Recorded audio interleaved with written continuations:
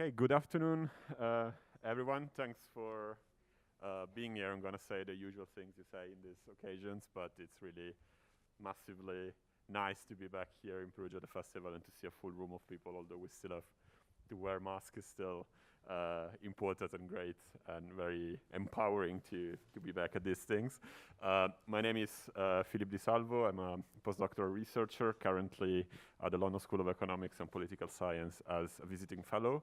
I do research into investigative reporting, whistleblowing, and the relationships between journalism and hacking, which is precisely what we are going to discuss here today in a few moments. I'm joined today with some of my favorite people in this area, starting from Stefania Milan, who is a professor at the University of Amsterdam. She teaches critical data studies, and she's an expert in data activism and related issues. And then we have live from the internet Rimaz Gayer, who is a senior program manager at Team Community, a project of Article 19, and Edward Martin-Borregon, who is a journalist from Mexico, and is currently the chief operating officer at DataSketch, company with pushing for more data science and data journalism in Latin America, and he was previously responsible for the project MexicoLeaks, which will be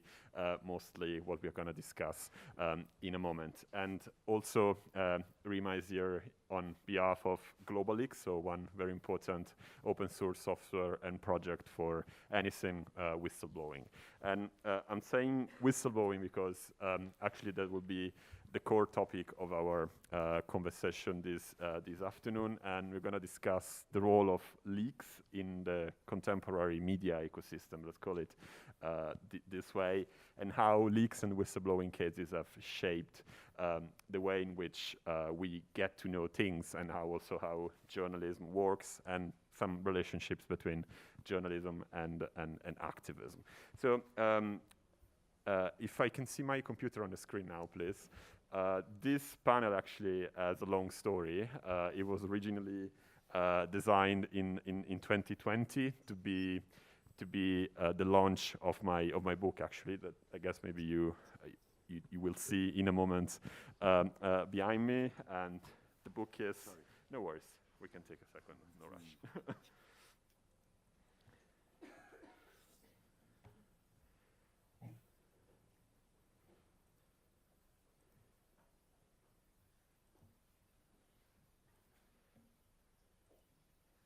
Great, thank you.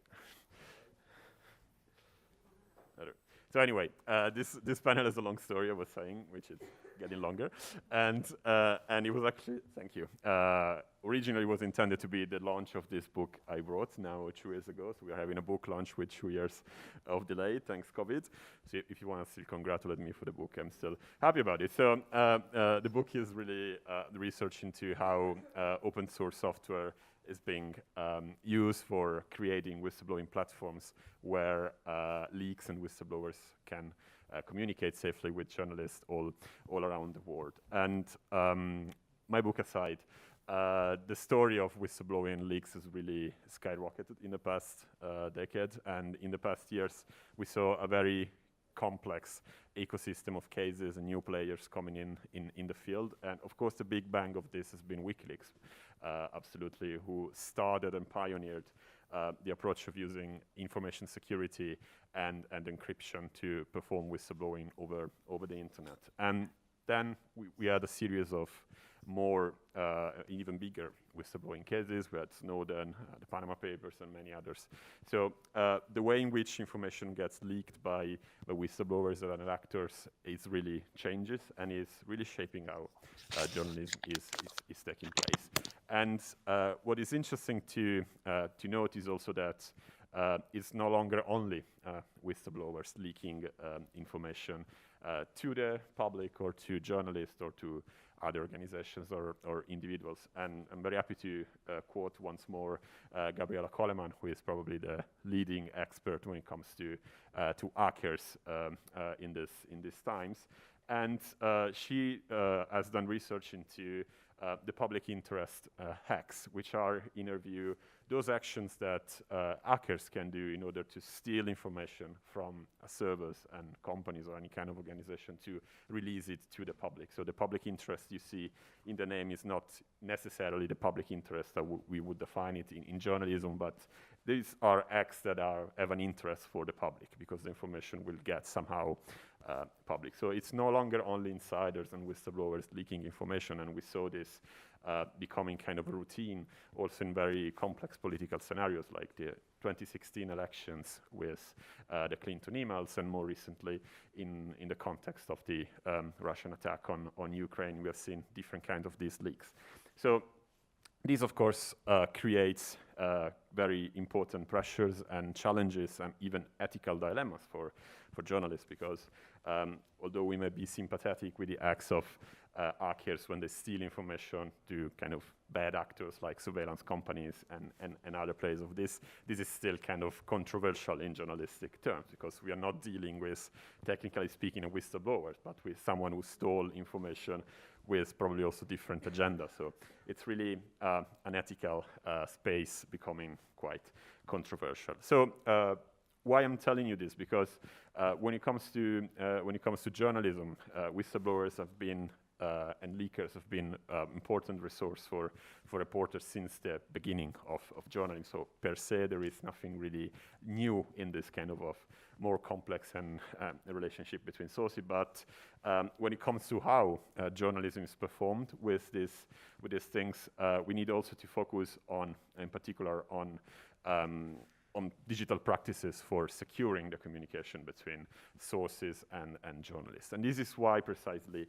This is where precisely hackers and activists are really making a difference when it comes to helping journalists supporting these kind of activities. And there is a kind of long list of software we may mention here, and in a moment Rima is going to discuss GlobaLeaks and how open source encrypted software can be used to support journalists, whistleblowers, and leakers. I've conducted research in this area when it comes to the use of secure drop and how journalists use it in the Anglo-Saxon world in particular to deal with leaks and whistleblowers. And one of the issues that is really related to the use of these things is, of course, surveillance. And of course, also since last summer, we also know about the Pegasus project, which is being discussed also here at the festival, and how digital surveillance or targeted surveillance can be actually used against journalists and their sources. So there is a long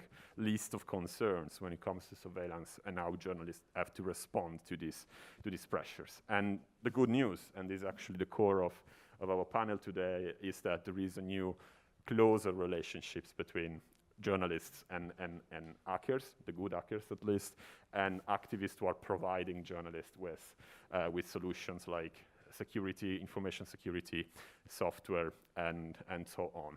So after this introduction, I think I will leave the floor to you. Stefania, you have been studying this area of data activism very, very closely, and then we will move to the other presentation, which will be more case studies and more focused on the actual software and on GlobaLeaks in particular. So, Stefania. Thank you very much, Philip, for putting this panel together. I hope you can hear me. Fortunately, my voice is a bit lower due to a cold. It's not COVID. And you also know that the more you're trying to suppress the cough, the more the cough and the sneezing comes out. So I hope I can get to the end of this without too much drama. But yeah, thank you, Philip, again for having me here, and of course also to the Journalism Festival. It's a pleasure in particular for me, given I am a former journalist. In fact, I still have a press card, but I've then migrated to the other side of the barricade, if we can say. I mean, I study now social movements, radical uses of technologies, data activism, and also the connection with journalism of all of this. So my contribution to today's discussion wants to take the perspective of what is a very important part of the media ecosystem, meaning the public. So what is the role of leaks and whistleblowers and the technology in making things of various kind, like surveillance, for example, but not only, apparent to the general public, a general public that is often not particularly well informed about these topics or not particularly prone to hear about certain topics, but also not necessarily equipped to understand what's going on behind closed doors in what are very often very gray areas like institutions or private companies. So I have 3 main points I would like to make. So I start from looking at what is the role, or 2 main roles of whistleblowers vis-a-vis the public, and also what we might think as the social movement ecology more in general. So those parts of the public that are interested in promoting, at least if you look at the progressive part of social movements, a better world, but that often lack the knowledge about technology or, for example, about complex issues of surveillance. And here we can see that whistleblowers play 2 main roles. On the one hand, they act as facilitators.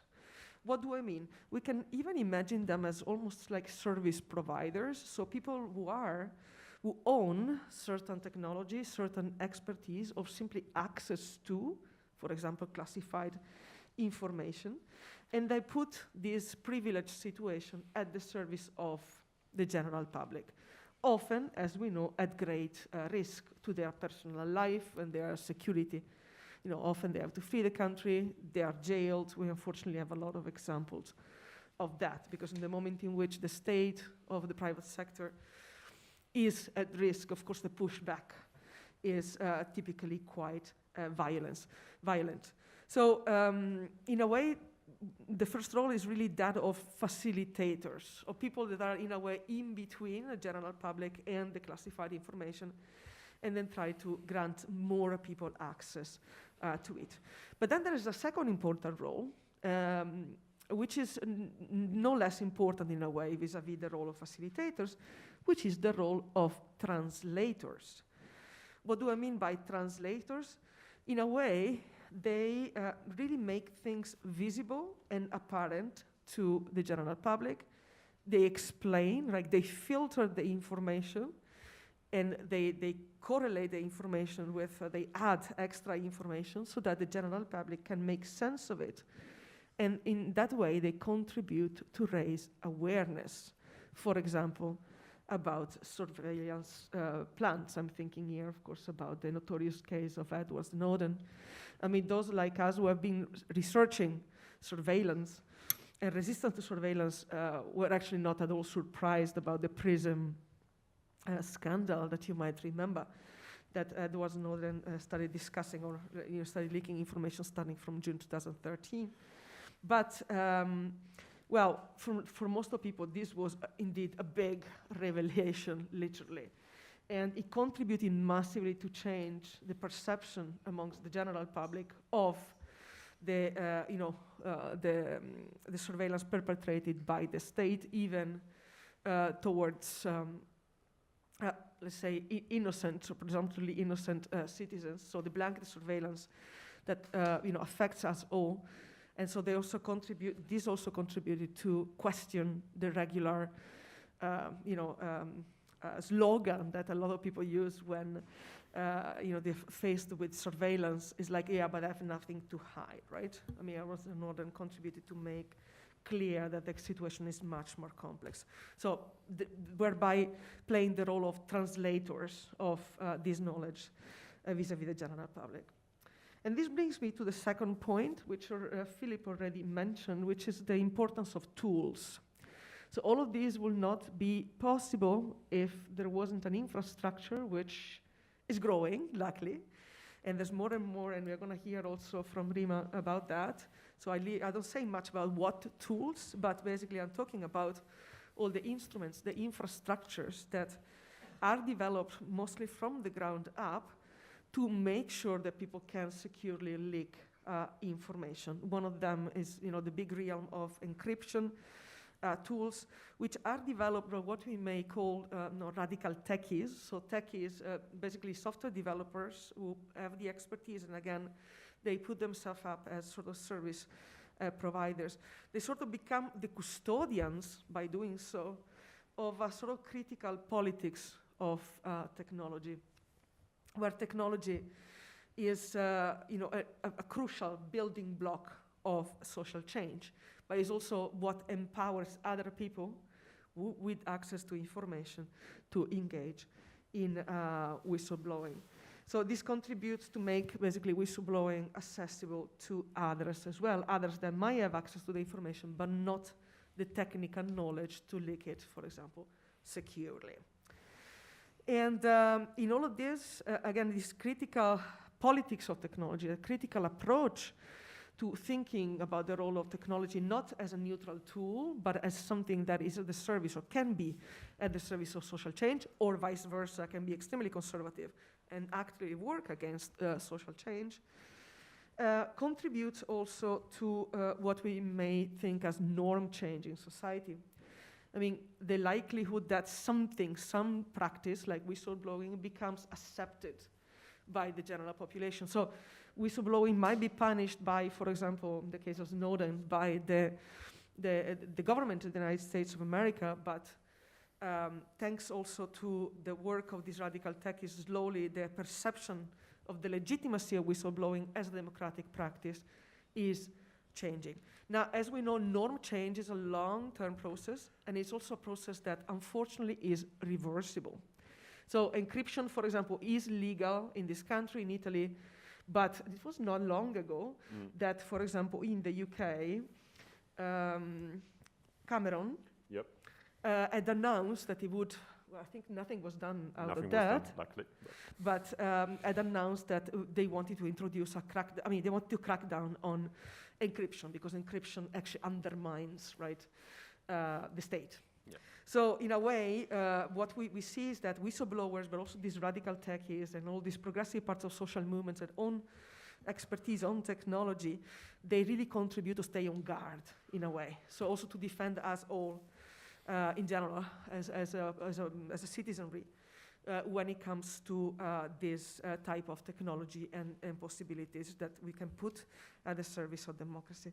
And I want to conclude reflecting briefly about the contribution to journalism and to the broader media ecosystem, all of this. Well, actually, I think you have already stole what I wanted to say when you say that there are, no, it's a very good observation, of course, that there's new closer relationship and novel alliances between groups of people, groups of expertise, let's say even activists and advocates that had been for a long time discrete groups, so separate from each other. And here I'm talking about what Philip already mentioned.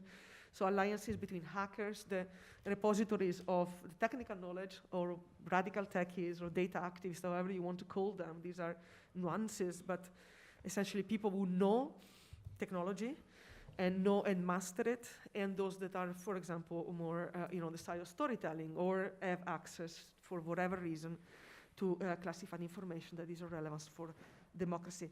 And this brings me to the last point about another role that we can imagine then for whistleblowers. So we've seen the facilitators, the translators. The last one is also the trainers.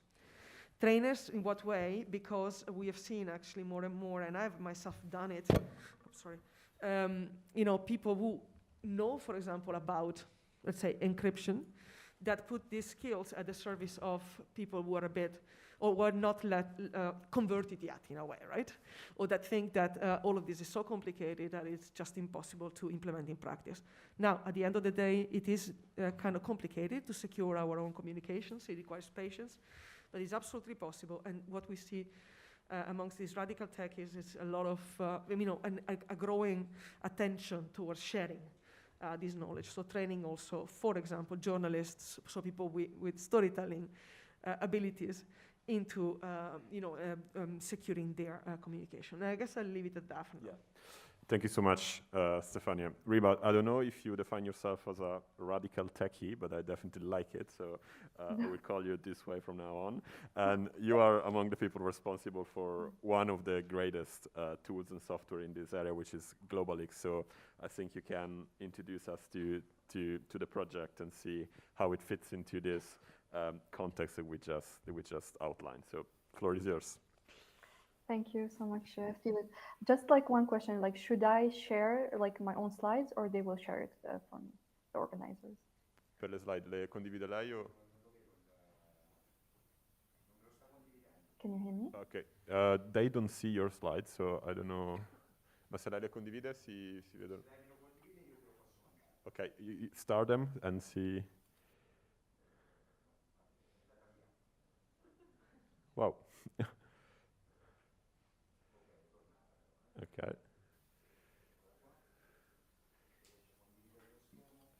You can share your screen now. I can hear Rima. Okay.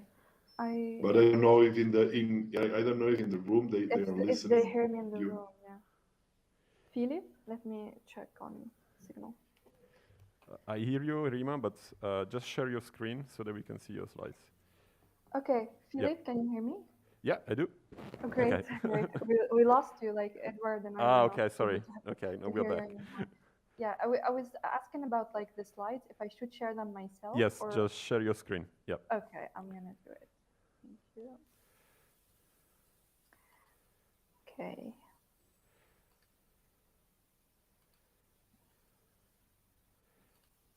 Okay. Okay. Do you see my screen? Yes, we do. Great. Awesome. So yeah, thank you so much, Philip, for putting this panel together and for IGF organizers and amazing speakers. So I'm Rima, and I'm currently advising for the GlobaLeaks project that have been part of the community for many years, since 2014. I wanted to share with you today, we don't have really that much time, but I wanted to share with you, especially from a perspective of journalists and independent media, GlobaLeaks as a very useful tool in the field of whistleblowing and secure communication. So I also invite you all, if you would like to go to the website, is globaleaks.org with one L. For more details as I go through these slides. So GlobaLeaks is a free open source software that makes it easy for whistleblowers to communicate securely with recipients. We invite everyone in this room, if you would like to try your own demo of this software. You can go to try.globaleaks.org, and I'm going to also show you through the most important features in this presentation. So the whole rationale behind GlobaLeaks actually comes from some of the context that Philip and Stefania mentioned. The big leaks and the story of how hard it has been, and a strong retaliation. Whistleblowers, especially those, we can call them national security whistleblowers, those with access to classified information, and also in countries under oppressive regimes, it has been really hard to and not practical to send information to journalists or human rights organizations, anti-corruption authorities, without putting the whistleblowers at risk. And there is also a focus in many legal systems worldwide about the identity of the whistleblower. While we've seen through so many of these leaks, and all the work and the visibility and information that has been out because of leaks, that the documents, that the information and the evidence is really important. And even if it doesn't in the country that you're in, doesn't really eventually will lead to due process and prosecution, it's really important to get the truth out. So GlobaLeaks comes to solve the issue of not coming since 2011 in a time where using encryption and being anonymous online was not the most user-friendly experience. So it's a software, free open source software. It is quite customizable, and it allows you, in like the most simple words, to create a secure contact page. So if you're a journalist, you're a media, human rights organization, you can solicit whistleblowers and say, like, you can send us information securely through the GlobaLeaks platform. We call also GlobaLeaks a framework because it's really flexible. It's designed, to respond to needs of projects in different fields. And this includes the media, activists, public agencies, human rights NGOs, corporations, and more. And it's built, and here it probably is also relevant for anyone who cares about privacy, but also for some organizations based in the EU, it's also for compliance reasons. GlobaLeaks has been already, before the GDPR, built, in adherence with those principles, data retention, the protection of the privacy of the whistleblower as well as the recipients. And it is like, it's a software. If it is something important in your work to be compliant, it is compliant with the EU Directive 2019/1937 and GDPR. One great place, we've worked a lot and there's been a lot of effort to provide clear documentation and detailed, exhaustive documentation.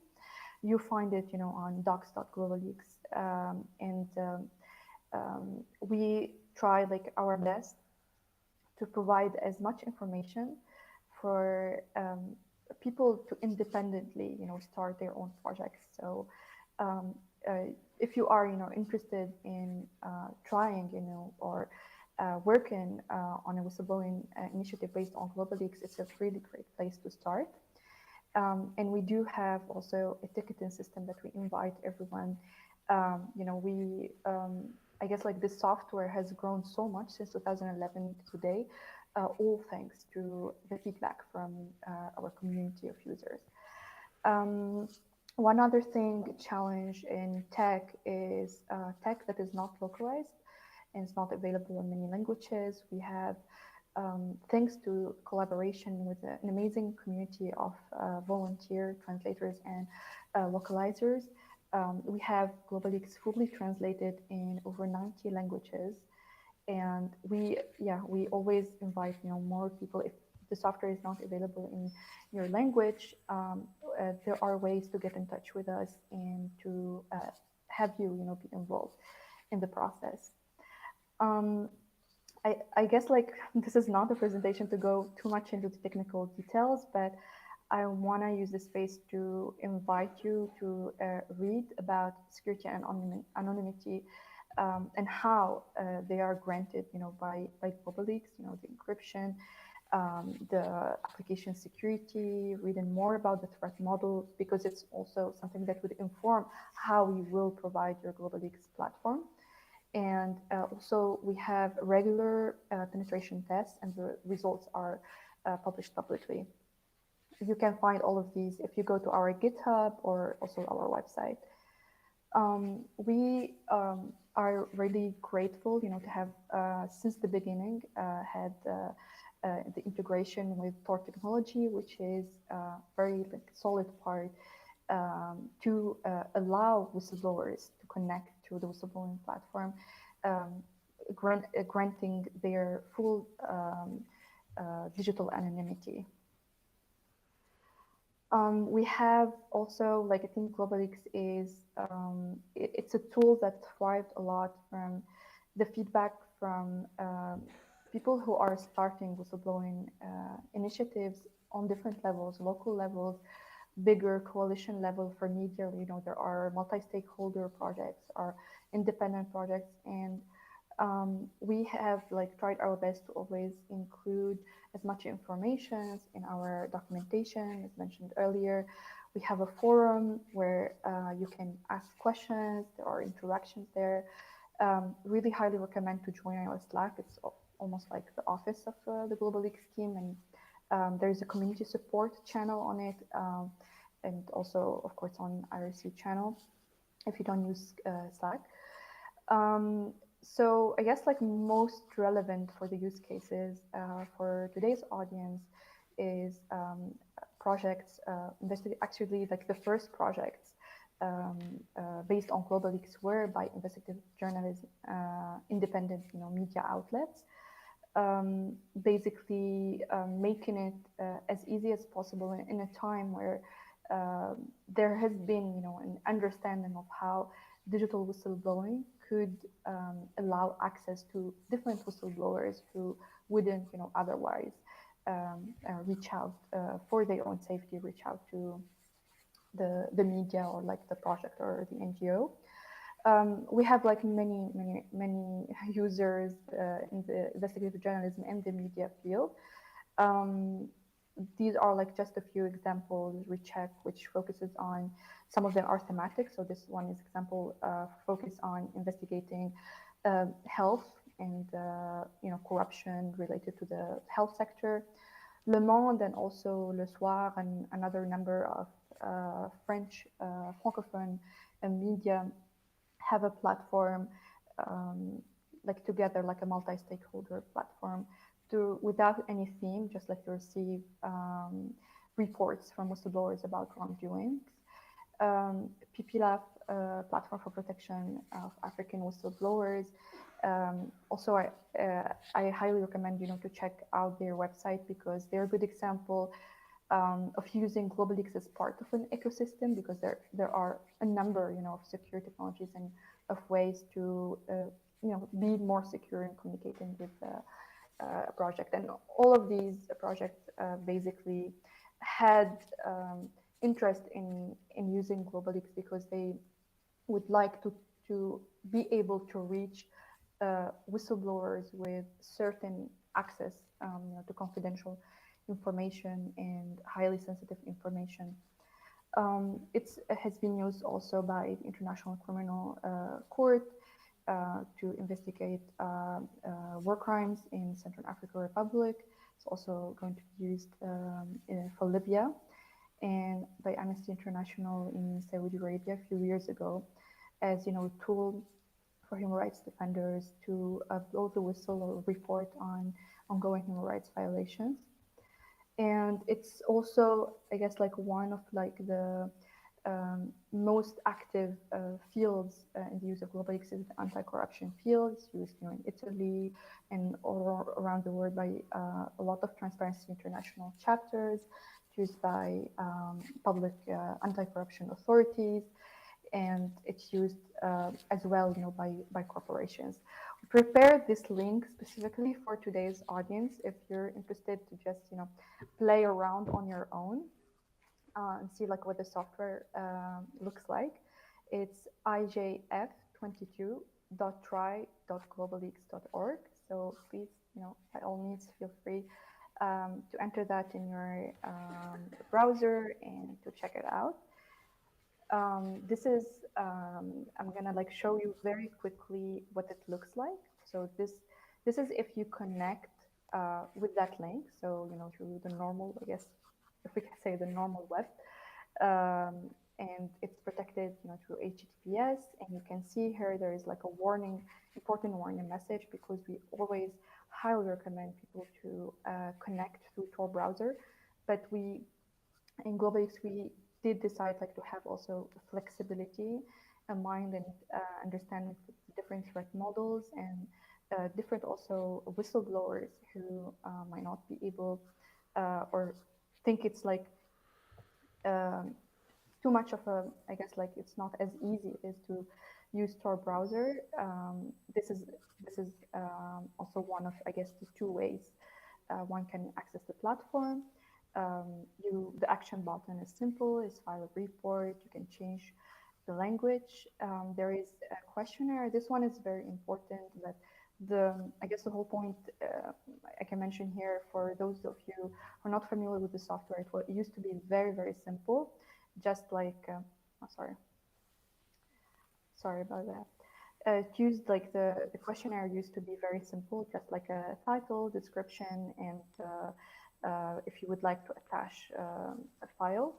And here, this is like the work after feedback from so many NGOs and media that use the platform, that it's very important with limited resources or even unlimited, like better, like bigger resources, to filter information, the quality of information. And this happens with tailoring a questionnaire that is a little bit specific and gives you what we call actionable information. After filling the questionnaire, the action button here is simply submit. There's also the possibility to attach files, and this is what we call the receipt page. And the whistleblower basically gets a 16-digit receipt, and this is the whistleblower's login info. This is the 16-digit number that they need to keep, and this is how, when they go back, it's here that they fill under like the have you filed already filed the report and log in. And this is like the whole point of GlobaLeaks. Like if you use, for instance, Wire, you have a nickname and it's connected, you know, to an email address or a phone number. If you have a Signal, it's connected to a phone number. If you have an email, it's an email with, you know, PGP. GlobaLeaks is just 16 numbers. This is like if you don't want to give any information about you, and if you don't want even, you know, to log your IP, the best thing to do is to log in the platform through the Tor browser. For the recipient, so if you're a journalist, it's really easy. You know, it's quite similar to the whistleblower, but you know, you just log in and you can see here the reports. Very easy to use as like, I guess like an inbox, an email inbox. And what is really specific about GlobaLeaks is the data retention policies, which you can set up depending, you know, on your own organization's policy. And here, a very crucial principle is plausible deniability, which works for both, for the whistleblower to deny they ever sent you any information, because at a certain moment, you know, the tip or the report will disappear from the platform. And also for you as a recipient, you know, if you're under, let's say, like this example actually worked in real life scenarios in countries where there is a clear repression of media, and one of the media using GlobaLeaks was one of the journalists was invited for investigation about the source of one of the documents, one of the leaks they published about.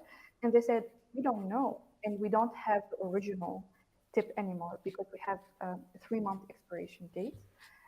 So this also like could be very helpful to protect you as journalists in media.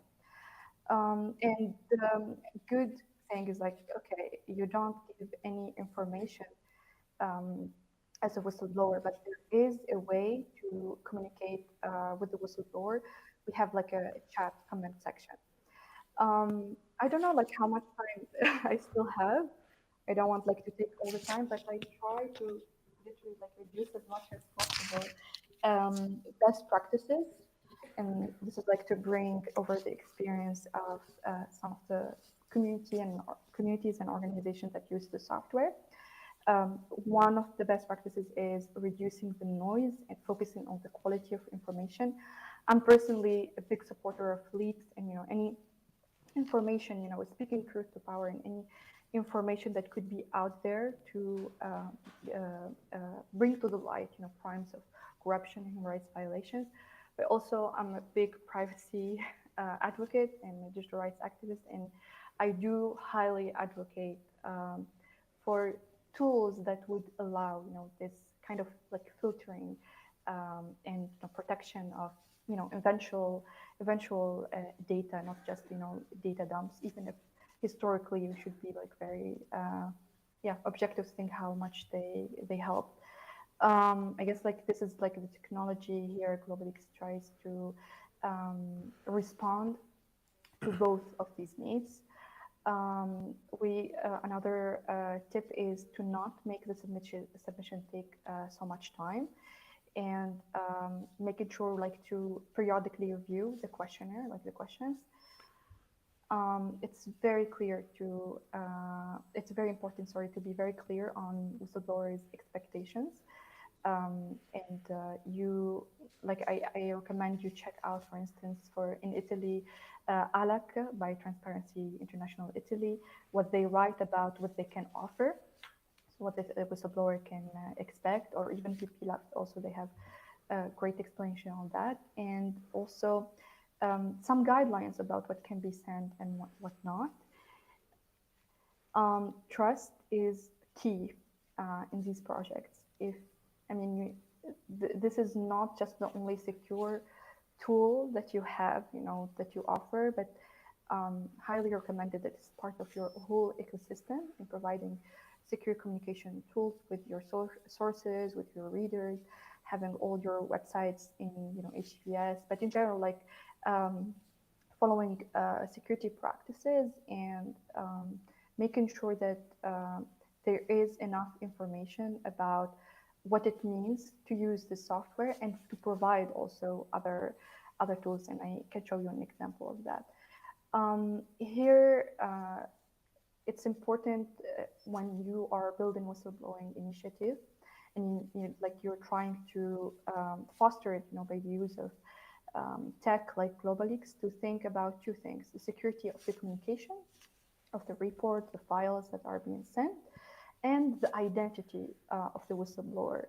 And here there are, as I mentioned, two ways, like to connect to a GlobaLeaks platform, and it means different levels of security.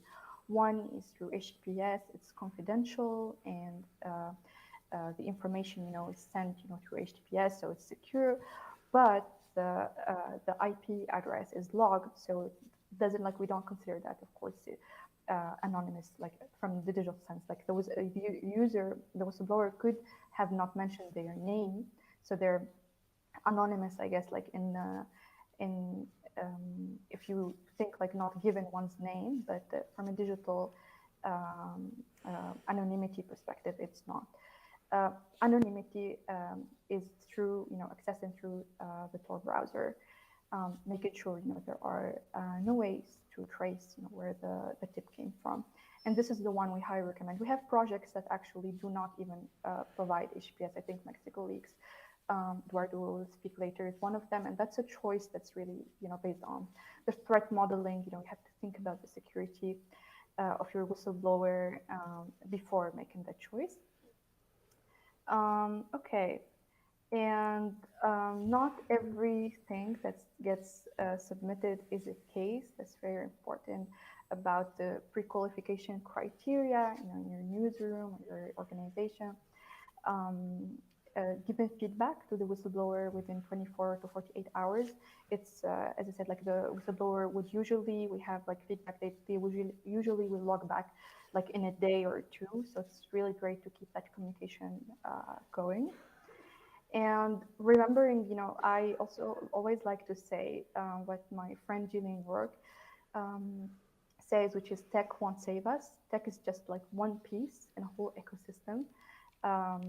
We need always to be connected, to organizations that provide legal support, psychosocial support, and one of them, we can reach out to Whistleblowing International Network, Transparency International, and many more. Rima, sorry, we are a bit running out of time, so I hate to interrupt you. Yes, but, absolutely. Sorry about that. Yeah. Thank you so much. I'm sorry. No worries, no worries. So you get in touch.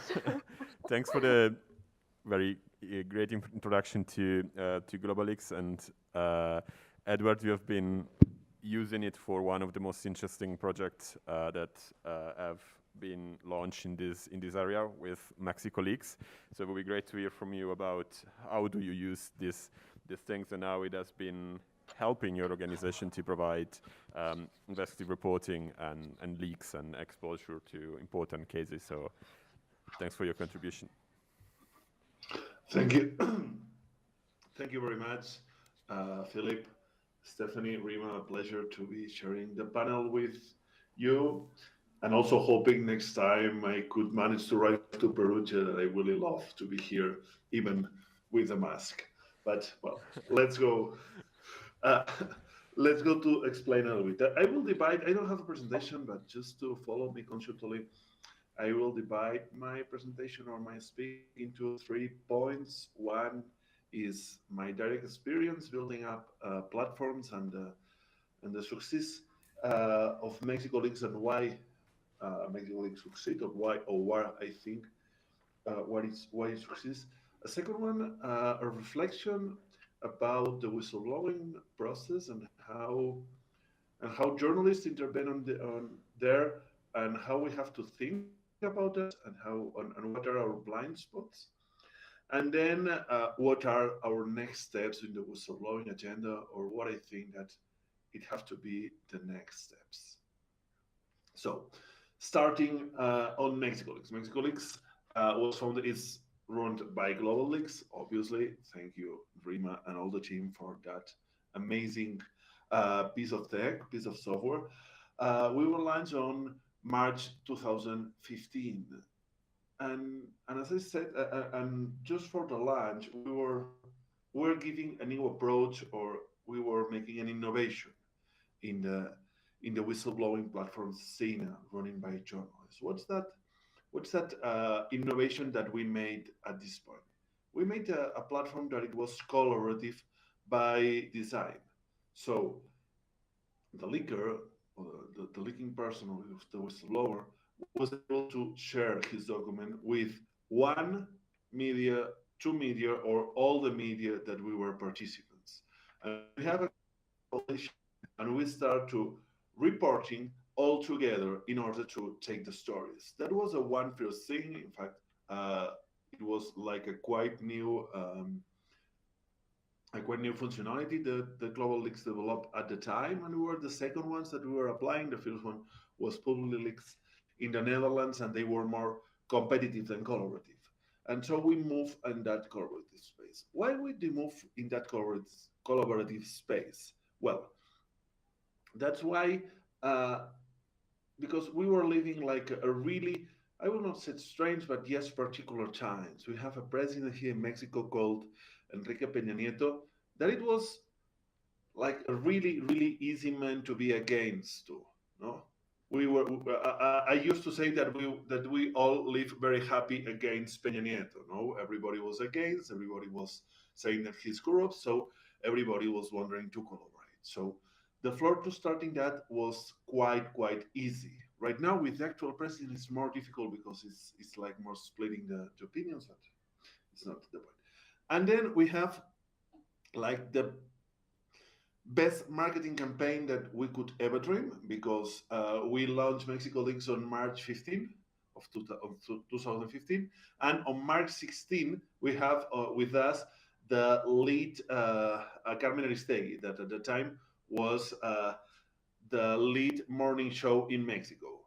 And Carmen Aristegui joined us, and the day before, when it was passing the advertisement, it's heard an advertisement saying, this radio station is not part of MBS. It's not part of MexicoLeaks. And Carmen Aristegui was like, yes, we are part of MexicoLeaks. We just started yesterday. And it started like a really weird, really weird dialectic fight between Carmen Aristegui and an advertisement, and a sound advertisement that ends up at the end of the week, ending up that show and being attacked, a really high attack on the free speech in Mexico. So that make us that we were like the most famous platform in Mexico, like from one day to another one. Even with that, we have a good presentation and a good campaign.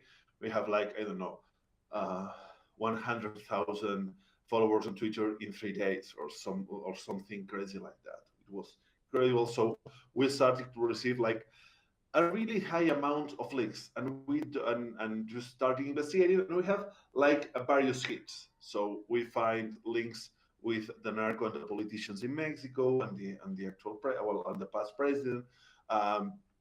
We find some connections with the in other rates. We have some contracts, and we follow up some things. Even one of that it was during the presidential election and we link one candidate with other breaks that it was not linked before, and also one that it's maybe more small, but I'm really proud of that because it's when you help social movements, you feel I personally feel more engaged and more directly involved because I think it's more real for the people that we increase and we discover that it was going to destruct some Maya ruins in a city near Mexico City. We found that and we stopped the construction and the destruction of that Maya ruins in Valle de Bravo, and that creates a social movement or really increase the social movement in Valle de Bravo.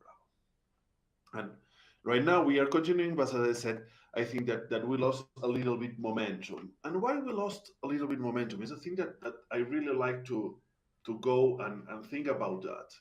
No, I define the whistleblowing project, the whistleblowing process, as like a logical process. Being A is the whistleblowing, we have is the whistleblower, we have an idea, we have they have a point, they have something that they want to say. B is the people that receive that information, work that information, and publish that information. And C is the impact that we have. If we think about the platforms that we are doing in journalism, we are only doing B. We are only investigating the documents that we receive. But being honest, as a journalist, we don't worry about our sources. We just say, you are anonymous. We are not going to reveal.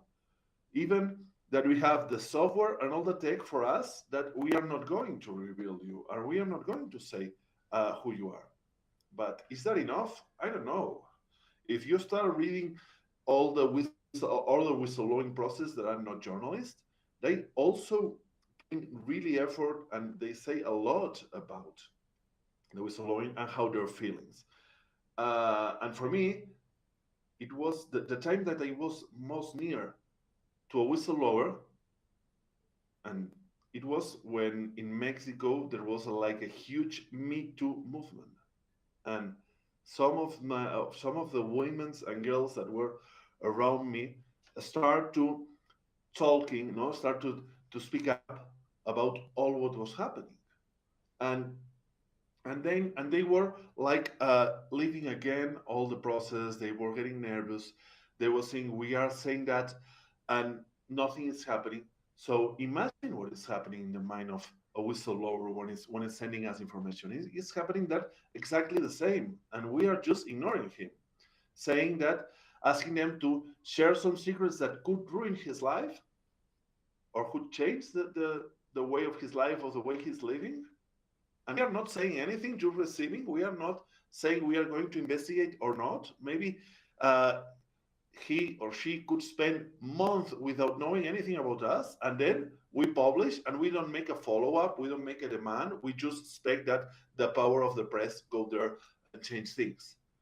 So it's quite complicated. I think that we are letting the whistleblower quite alone, and we have to think about that and not being so apart.